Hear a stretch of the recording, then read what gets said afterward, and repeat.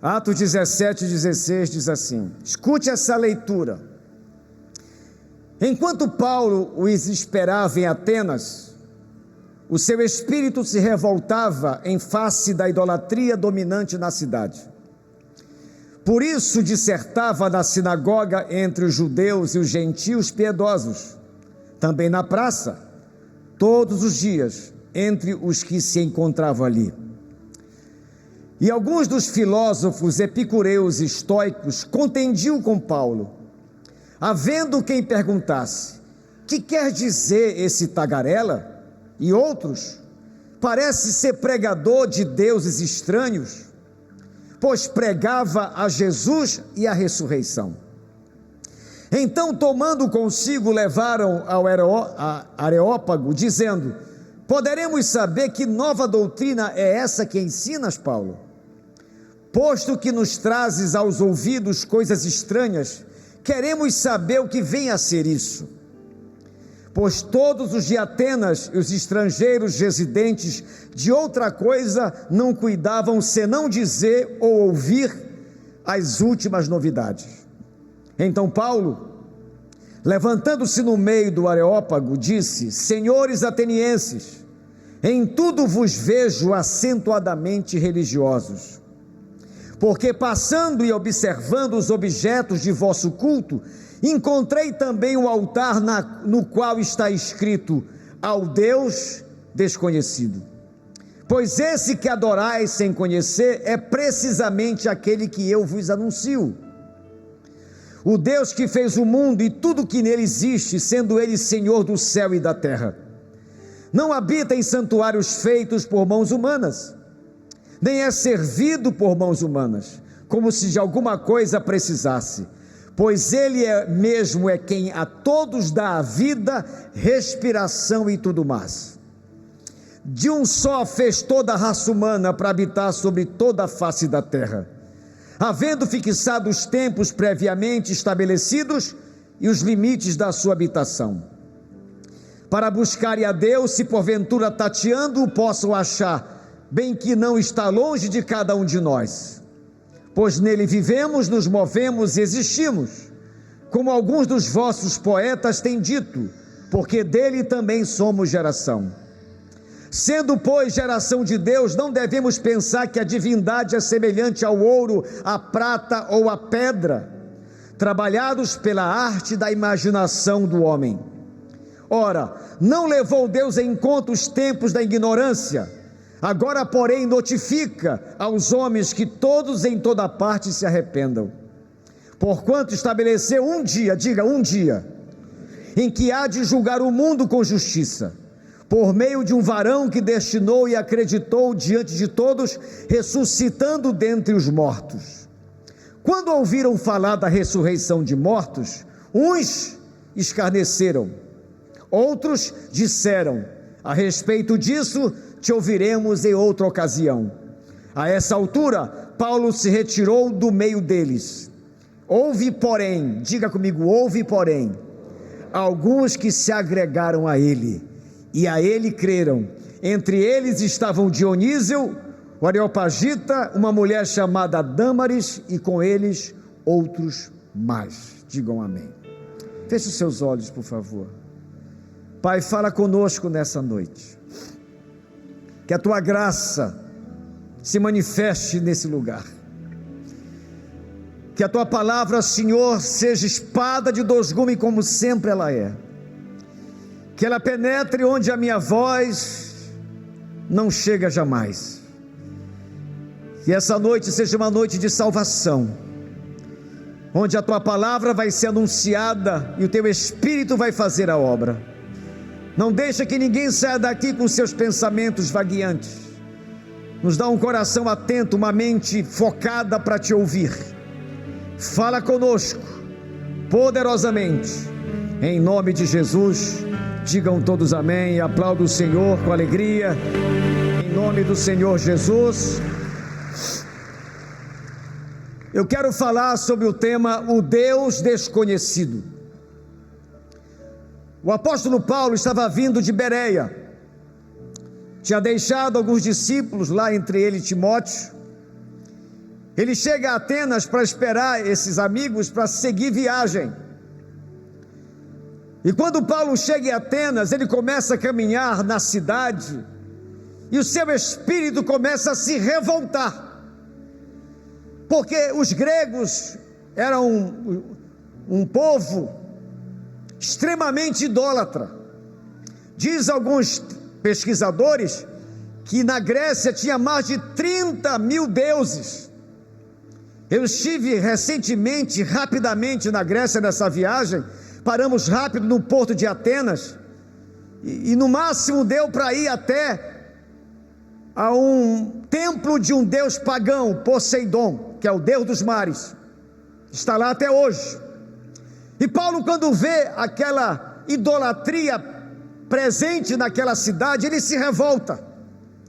Ele vai para as praças, começa a falar do amor de Deus, começa a pregar sobre Jesus, que Jesus ressuscitou dentre os mortos, que Jesus é o Salvador. E ele encontra dois grupos de pessoas. O primeiro, os epicureus. Eles acreditavam que a vida é só aqui e agora, morreu, acabou. E ele encontrou também um outro grupo chamado os estoicos, que acreditavam que o destino já estava decidido, que você não tinha possibilidade de melhorar, de mudar a sua vida, a sua casa, a sua família. O que tem que ser, será. E Paulo começa a falar de Jesus para esse grupo. Eles acharam interessante, mas uma mensagem estranha, que Paulo falava que Jesus tinha vencido a morte, ressuscitado no terceiro dia.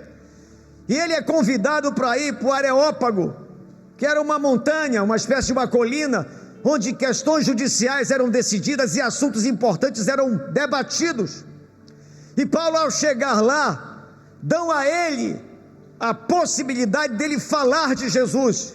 Nos conta, Paulo, que mensagem é essa nova, estranha que tu pregas? E Paulo, muito inteligente, ele pega um gancho da idolatria daquela cidade, que diz o texto que Paulo passava pelas ruas e começava a contemplar os altares de vários deuses, até que ele encontrou um altar com o nome O Deus Desconhecido. Ele pega esse gancho e diz: olha, o Deus que vocês adoram sem conhecer é o Deus que eu conheço. E quem é esse Deus que Paulo conhecia? Quem é esse Deus que Paulo apresentou àquele povo idólatra, aquele povo que tinha esse envolvimento com vários deuses? Ele começa a discorrer sobre esse Deus e coloca alguns pontos necessários que eu quero compartilhar com vocês nessa noite. Que Deus é esse? Número 1, diga comigo: Deus é o Deus Criador. Diz o verso 24: o Deus que fez o mundo e tudo que nele existe. Digam todos amém. Paulo não tem nenhum constrangimento naquele país, naquela cidade de gente estudiosa. Era uma cidade de Sócrates, de Aristóteles, e ele simplesmente começa a declarar no meio daquela população que quem criou o céu e a terra não foi uma explosão cósmica, foi o Deus Criador da palavra do Senhor. Ele começa a defender a criação de Deus, que nós não somos fruto de uma evolução. No princípio Deus criou o céu e a terra e criou a raça humana. Esse é o Deus da Bíblia. Você pode ouvir coisa diferente da sua faculdade, que nós viemos de uma explosão cósmica, que somos fruto de uma evolução, mas isso não é verdade. Você e eu e esse universo que vivemos e que temos foi criado pelo Deus Criador do céu e da terra. O Deus que eu prego, que você crê, que você conhece, esse Deus está aqui e vai abençoar a sua vida em nome de Jesus. Segundo lugar, Ele não é só o Deus Criador, Ele é o Deus da providência. Diz o verso 25, parte B: pois Ele mesmo é quem dá a todos a vida, respiração e tudo mais. Isso mostra que Deus não é só o Criador, não criou você e eu, não criou o universo e deixou para lá. Ele é um Deus que vai prover tudo o que você precisa em nome de Jesus. Se você está vivo agora, se eu estou vivo agora e respirando, é porque Deus permite isso. Estamos usando o oxigênio que Ele criou. Então Ele não só é o Deus criador, mas é o Deus provedor, o Deus que sustenta a sua criação. Terceiro lugar, diz a Bíblia, e diz a mensagem de Paulo àquele povo e a nós aqui hoje, que Deus é um Deus, diga, Salvador. No verso 18, Paulo apresenta Jesus como Salvador, dizendo que Ele venceu a morte, e prega sobre a ressurreição de Cristo, e começa a falar da salvação de Cristo, mostrando àquele povo que não há outro nome debaixo do céu e da terra que importa que sejamos salvos. Esse nome se chama Jesus Cristo. Só Ele salva. Jesus disse: eu sou o caminho, a verdade e a vida. Ninguém, diga ninguém, ninguém vem ao Pai se não for por mim, disse o Senhor. E esse Jesus está aqui nessa noite. Se você deseja um dia chegar a Deus e ao Pai, só tem um caminho. O mundo ensina que todos os caminhos levam a Deus, e isso não é verdade. Só tem um caminho que vai levar você, quando você morrer, para Deus. Esse caminho se chama Jesus de Nazaré. Só Ele salva. Ele é o único que pode dar vida. A Bíblia diz: aquele que tem o Filho de Deus tem a vida eterna. É por isso que eu venho pregar. É por isso que eu dou toda a minha vida nessa missão. Meu interesse não é ter um auditório grande, cheio. Meu interesse é povoar o céu. É falar para você que a religião não salva, a igreja não salva. O que salva é o Salvador. Só Jesus salva. Ele quer salvar a sua vida, quer salvar a sua alma. E Paulo fala desse Salvador. Tem muita gente que se emociona na Semana Santa, chora no filme de Jesus, mas não entende quase nada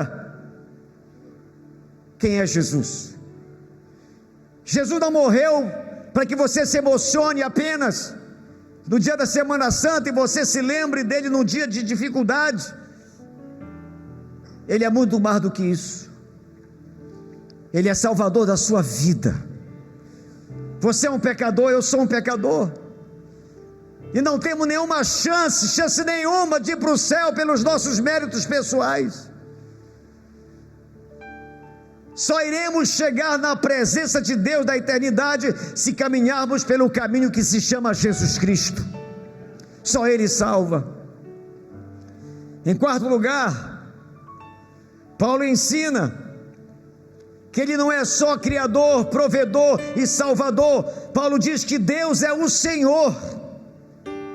O verso 24 diz assim: o Deus que fez o mundo e tudo que nele existe, sendo Ele Senhor do céu e da terra, não habita em santuários feitos por mãos humanas. Hoje é fácil dizer que Deus é Senhor. Naquela época, quem afirmasse que Jesus era o Senhor seria morto, porque os imperadores chamavam para si a prerrogativa de Senhor e Deus. Era dificílimo, era expor a vida ao perigo e à morte.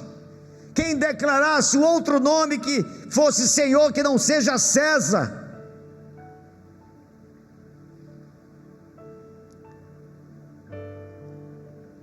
César não é o Senhor. O rei de um país não é Senhor. O governador de uma nação não é o Senhor. Só existe um Senhor, o Senhor Jesus Cristo, que morreu por nós e nos salvou naquela cruz. Ele é Senhor e não pode ser colocado num altar. não pode ser fruto da imaginação do homem tentar colocá-lo num pacote, num templo como esse, não. Ele é o Senhor do universo.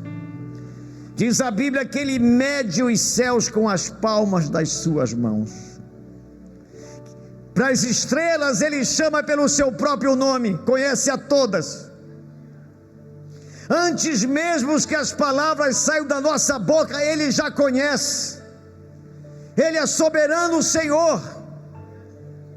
E esse Senhor está aqui nessa noite. Criador do céu e da terra. Não habita em santuários feitos por mãos humanas. Ele habita aqui dentro. É por isso que as pessoas correm atrás de satisfazer a vida. Você acha que uma pessoa que se mete nas drogas, ele não está procurando uma coisa boa para ele? Claro que está. Quando ele está drogado, ele se sente a melhor pessoa do mundo. Mas o efeito da droga passa, o efeito da bebida passa, o prazer daquela oportunidade passa. Sabe por quê? Tem um buraco no teu coração e no meu, que vai trazer realização realmente para a vida. E esse buraco no coração tem a forma de Jesus. Quando Jesus entra no nosso coração, irmãos, quando Ele penetra na nossa vida, a vida tem sentido. Você se firma na vida, você sabe e aprende por que nasceu, por que está vivendo, por que vai morrer, para onde você vai. Jesus traz sentido para a vida. Sem Jesus você pode ter as maiores realizações nessa terra, mas nunca vai ser feliz. A felicidade só virá quando Jesus entrar no teu coração, na tua vida. Você nunca vai ter tudo o que você espera, mas se você permitir que Jesus entre na sua vida, a sua vida vai ter sentido. Você vai ter paz, vai ter sensatez da alma. A vida se ajeita, se arruma. É algo espetacular viver essa experiência de ter Jesus no coração. Em quinto lugar, diz Paulo àquele povo e a nós também, que o Deus que ele pregava é o Deus do juízo. Diga, do juízo. O verso 30 e 31 diz assim: ora, Deus não levou, escute isso, tem a ver com você. Deus não levou em conta os tempos da ignorância. O que é o tempo da ignorância? Era o tempo que eu vivia até 18 anos de idade. Não conhecia Jesus, conhecia um pouco de religião, até que a Vânia me falou de Jesus. A partir dali, o tempo da ignorância se encerrou. Eu entendi a mensagem da salvação. Eu entendi que a salvação é um presente de Deus que eu devo aceitar ou rejeitar. E esse presente Ele quer te dar nessa noite, em nome de Jesus. Eu ouvi aquela mensagem, passei dias pensando, fui para a igreja a convite dela, ali ouvia uma mensagem como essa que você está ouvindo. E teve uma noite que o pregador fez o apelo, e eu desabei na presença de Deus. E eu sirvo a esse Deus há mais de 40 anos. Eu posso te afirmar, é o projeto mais fascinante nessa terra, é servir Jesus como meu Senhor e meu Salvador. Continua o texto, a coisa vai apertar agora. Verso 30, porém, esse Deus notifica a todos os homens, em toda parte, inclusive agora no Guamá, que se arrependam. Se arrependam de quê?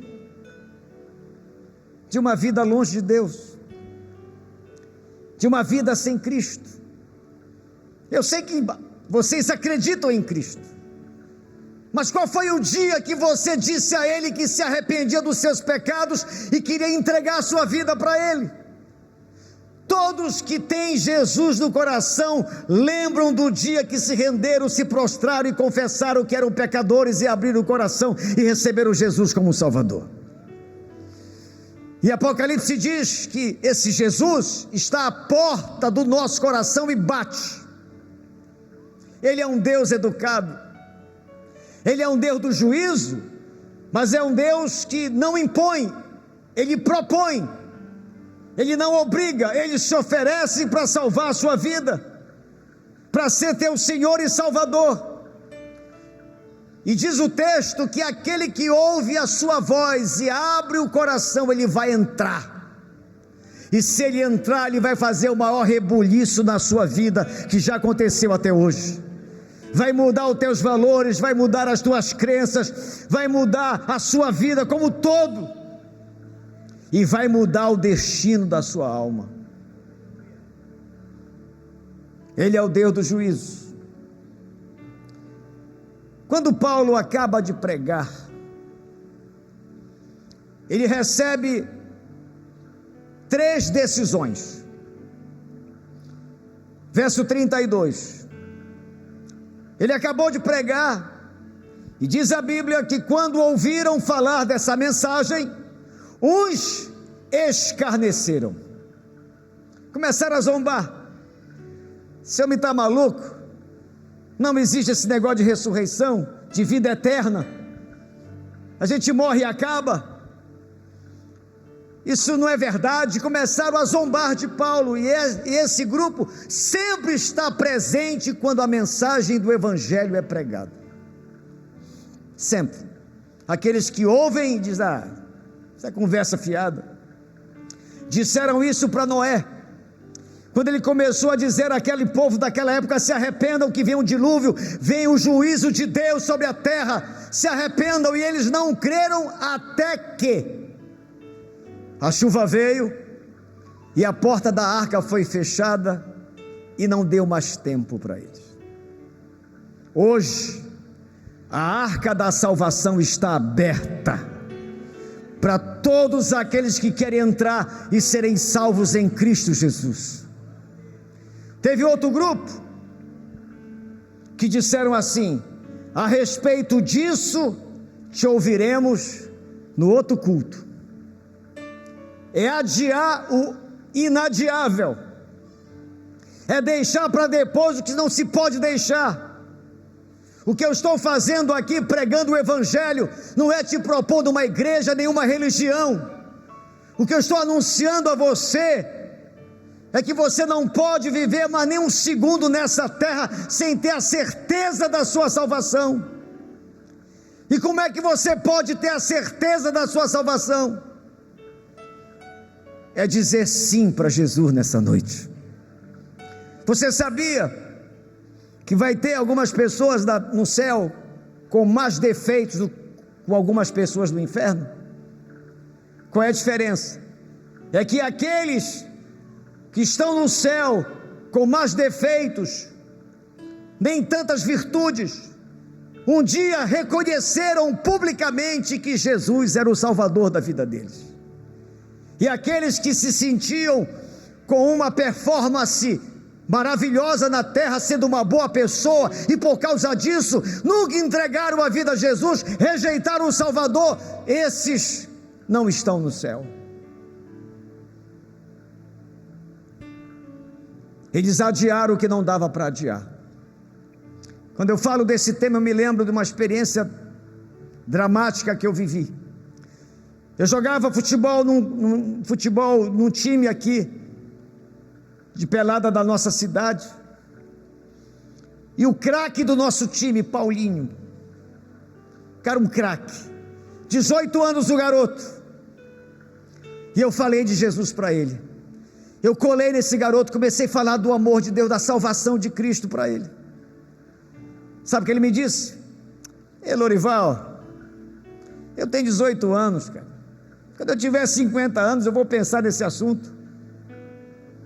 Esse rapaz comeu uma carne de porco estragada, deu uma infecção nele generalizada. Esse menino morreu sem salvação. Como é que eu posso adiar uma coisa tão séria como essa? Como é que eu posso deixar para depois a decisão mais importante de um ser humano? E por último, teve um grupo, verso 33. A essa altura, Paulo se retirou do meio deles. Houve, porém, diga, houve, porém, alguns homens que se agregaram a ele e creram em Jesus Cristo. Diga amém e aplauda o Senhor bem forte, aplauda com alegria, diga glória a Deus. Houve um grupo que creu, houve um grupo que aceitou a mensagem, que se rendeu a Jesus. Mas eu não vou enganar você, não é fácil seguir Jesus. Ele mesmo nunca brincou e nunca nos enganou. Disse: olha, o caminho que conduz à vida eterna é estreito e poucos passam por ele. Você vai ter que enfrentar uma sociedade que pode zombar de você. Se você aceitar Jesus hoje, você vai postar no seu Instagram, seus amigos que não conhecem a Cristo vão zombar de você. Você vai receber perseguição, pressão da turma. E o caminho é estreito, e é por isso que a Bíblia diz que os covardes não herdarão o reino de Deus. Que para seguir Jesus tem que ser cabra macho e mulher firme. Tem que ter coragem para postar, para se declarar na faculdade que você é um cristão. Caminho é estreito, é apertado e poucos passam por ele, mas só tem um detalhe: se você tiver coragem de andar por esse caminho que é Cristo, quando você partir desse mundo, enquanto a tua família vai estar chorando no teu caixão, você vai dar de cara com Jesus da eternidade, e você vai se encontrar com Ele, e vai viver com Ele por toda a eternidade.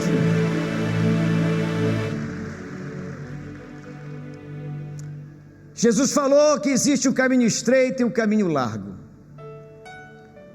Se existem dois caminhos, é porque existem dois destinos. Caminho estreito vai dar no céu, caminho largo, onde a Bíblia diz que muitos passam por ele, conduz à condenação eterna. É por isso que eu venho para cá, falar de Jesus, porque eu sei o que está em jogo.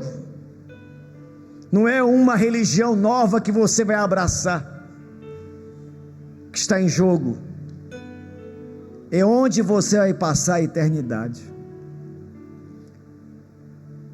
E se você deseja andar com Jesus no céu, você vai ter que decidir e ter coragem de andar com Jesus na terra. Porque se eu perguntasse aqui quem quer ir para o céu, todo mundo quer ir. Mas se eu perguntar quem quer Jesus na terra, poucos querem. Por isso não se iluda, não se engane. Se você não tem coragem, não quer seguir Jesus na terra, você com certeza não vai estar com Ele no céu, que só Ele salva. E Ele não aceita comportamentos secretos e escondidos. Ele disse: aquele que comigo não ajunta, espalha. Quem não é por mim, é contra mim. Essa turma que adiou, vou deixar para depois. Se não teve uma outra oportunidade, não teve chance mais de ir para o céu. Você não merece o céu, eu não mereço o céu. Eu sou um pecador, você também. É por isso que Jesus morreu por você. É por isso que você precisa aceitá-lo como Salvador. É a decisão mais importante e mais fascinante que você vai tomar em toda a sua vida. Eu não posso te obrigar, Deus não impõe nada, Ele só propõe. E eu vou chamar para aceitarem Jesus hoje à noite. Mas pastor, eu tenho que ir lá na frente? Tem que se expor? Tem que mesmo fazer isso? Tem sim. Sabe por quê? Porque Jesus não morreu dentro de uma gruta, Jesus não morreu atrás de uma pedra, Jesus se expôs numa cruz por você. Ele te ama tanto, Ele ama tanto você, quer tanto mudar a sua vida, estancar esse sofrimento da sua vida, quer tanto se meter na sua vida, que Ele se expôs, morreu como um marginal, morreu como um malfeitor, e lá nele estavam os teus e os meus pecados crucificados com Ele. Quando Ele brada da cruz dizendo: está pago, pago o quê? A última parcela da tua dívida, da minha dívida com Ele. Ele pagou por nós. A salvação vem dele, só Ele salva. Você tem apenas que receber Jesus como teu Salvador.